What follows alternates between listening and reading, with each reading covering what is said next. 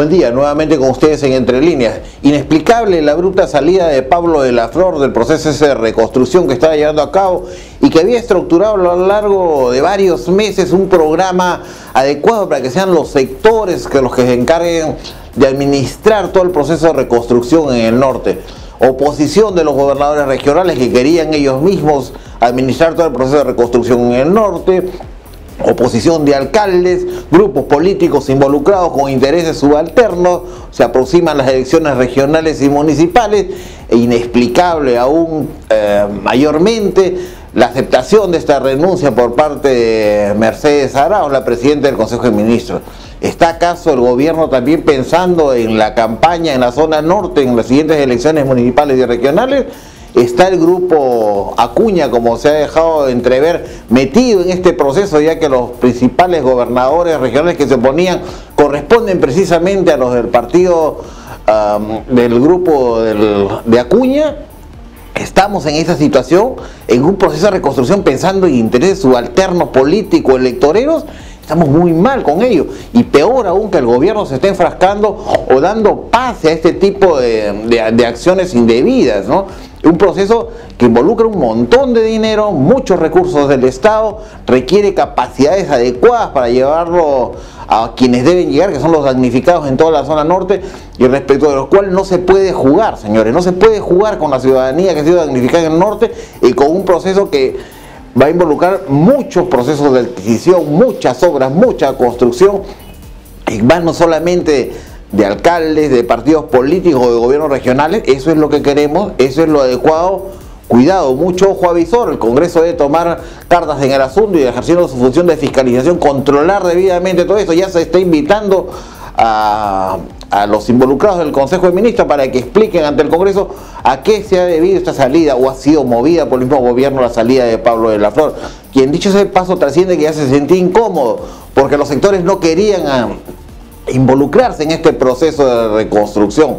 Veremos lo que sucede más adelante, esperemos las respuestas sean las adecuadas en el Congreso y luego ello analizaremos para ver ahora cuándo empieza realmente el proceso de reconstrucción en el norte, que ya lleva muchísimos meses y la ciudadanía sigue esperando. Pasando a otro tema, nuevamente en agenda la posibilidad de reimplantar en el país la pena de muerte, específicamente para el caso de violadores de niños de 7 años con muerte subsecuente. No es un tema novedoso, por cierto. Teníamos hace algunos años atrás, con la anterior constitución, ya pena de muerte en algunos casos excepcionales de violación y en algunos casos excepcionales de traición a la patria. Y tampoco es que legislativamente luego con la nueva constitución no se haya planteado.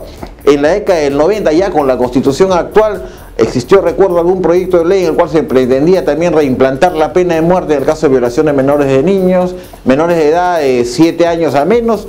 En este caso no se consideraba que hubiera muerte subsecuente o no, simplemente el hecho de la violación de menores de 7 años conllevaba la eventual condena a una pena de muerte. ¿Qué sucedió en aquella época, en aquella década del 90? Principalmente el principal obstáculo que hubo fue el Pacto de San José. Perú se había integrado al Pacto de San José, y dentro del Pacto de San José, cuando uno deja una pena tan drástica como la pena de muerte, no puede retroceder y volver a reimplantarla. Esto ataba de manos un poco al Congreso para poder reimplantar la pena de muerte. Solución sería la salida, con lo que se llama técnicamente la denuncia del Pacto de San José, pero no es un proceso inmediato. Tú denuncias el Pacto de San José para retirarte, es un proceso que dura unos años todavía en retirarse.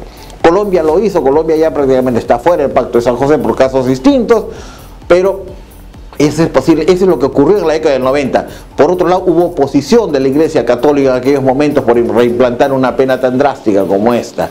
No se dio a cabo, no sabemos, se está reabriendo nuevamente el debate, hay opiniones a favor, opiniones en contra. Nosotros lo analizaremos en una alerta legislativa en la siguiente semana y veremos los pormenores y los detalles de por qué sí debe haber y por qué no debería existir la pena de muerte en el país, o no debería reimplantarse.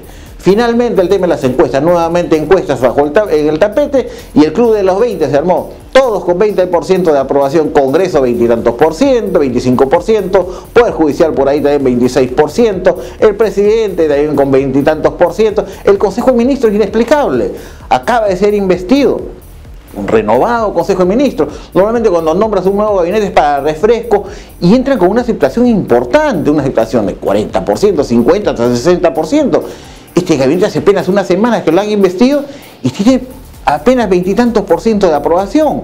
¿Qué está ocurriendo? ¿Por qué la ciudadanía no percibe este cambio? ¿Por qué se opone a este nuevo gabinete, más del 70%? Quizás la explicación esté en que no es una oposición de repente básicamente al gabinete o a los ministros, es una oposición al gobierno y el gobierno lo encarna el presidente. Entonces, si ese es el caso, que la oposición o la percepción en contra o negativa es hacia el presidente, de hecho cae en cascada hacia el Consejo de Ministros o hacia el gabinete en pleno, y el gabinete termina pagando las consecuencias de un mal manejo o una mala dirección del país. Entonces necesitamos un poco el liderazgo, que el presidente un poco lidere. Tenemos una presidenta del Consejo de Ministros que supuestamente iba a tener un manejo más político del tema, pero si no tiene tampoco la presidenta del Consejo de Ministros apoyo del líder, del presidente de la República, tampoco va a poder hacer mucho. Desde ya ha generado oposición en el Congreso, ha anunciado que va a pedir facultades legislativas. No sabemos si va a llegar a buen fin esta delegación, y algunos grupos se han pronunciado en contra de esta delegación de facultades por hechos que ya se sucedieron en el anterior Consejo de Ministros, cuando el Congreso les otorgó facultades. Entonces es bastante complicado. Tratará, supongo, de hacer su labor Mercedes Araujo en el Congreso de acercamiento político a los grupos, pero realmente no creemos que pueda conseguir algo satisfactorio para esta delegación. Veremos qué pasa. Entre tanto, ya los ministros comienzan a desfilar al Congreso por el tema del presupuesto, van a debatir, a explicar sus presupuestos, y el Congreso eventualmente tendrá que aprobar este año el Congreso para el siguiente año, y vamos a ver qué ocurre con la economía el año que viene. Nos vemos hasta la siguiente edición, al próximo lunes, como siempre, comentando la coyuntura política. Hasta la próxima. Este espacio llega gracias a Z&Z Perú Consulting. Tu empresa merece decisiones informadas.